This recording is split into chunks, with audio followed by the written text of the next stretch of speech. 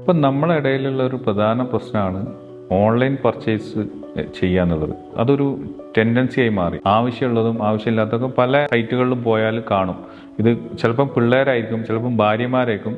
പക്ഷെ ഇതൊക്കെ അനുഭവിക്കുന്നത് ആരായിരിക്കും? ആ കുടുംബത്തിന്റെ ബഡ്ജറ്റ് നോക്കി നടക്കുന്ന ആളായിരിക്കും. കൃത്യമായി ശമ്പളം കിട്ടുന്ന ആളെ എല്ലാ ബഡ്ജറ്റും ഇത് താളം തെറ്റിക്കും. പക്ഷെ നമുക്കൊന്നും ഇത് വേണ്ടാന്ന് പറയാൻ പറ്റില്ല. കാരണം നമ്മളെ മക്കളോ ഭാര്യമാരൊക്കെ ഇത് ചെയ്യുക. ഓർഡർ കൊടുത്താൽ സാധനം വരും, അല്ലെങ്കിൽ ഗൂഗിൾ പേ വെച്ചിട്ട് ക്യാഷ് അയക്കാം. പണ്ടൊക്കെ നമ്മൾ ഒരു കടയിലോ അല്ലെങ്കിൽ ഷോപ്പിംഗ് മാളിലോ ഇങ്ങനെ പോയിട്ട് വാങ്ങുന്ന സമയത്ത് നമുക്ക് ആ പർച്ചേസ് ടെൻഡൻസി കുറവായിരുന്നു. പക്ഷെ ഇപ്പോൾ പർച്ചേസ് ടെൻഡൻസി കൂടി, അതുപോലെ തന്നെ കുടുംബത്തിന്റെ ബഡ്ജറ്റ് താളം തെറ്റാനും തുടങ്ങി. പക്ഷെ ഇത് തുറന്നു പറയാൻ ആർക്കും പറ്റാത്തൊരു അവസ്ഥ. കാരണം കുടുംബങ്ങളിൽ പറയുമ്പം കുടുംബങ്ങളിൽ പല പ്രശ്നങ്ങളും ഒക്കെ ഉണ്ടാകുന്നതുകൊണ്ട് ആർക്കും പറയാനും വയ്യ. പക്ഷെ ഗൃഹനാഥന്റെ അല്ലെങ്കിൽ ആ കുടുംബം നയിക്കുന്നവരെ ബഡ്ജറ്റ് അങ്ങ് താളം തെറ്റുക. അപ്പം നമ്മൾ പർച്ചേസ് ചെയ്യുമ്പോൾ വീടുകൾ തന്നെ സംസാരിച്ച് അതിനൊരു ക്ലിയർ വരുത്തുക.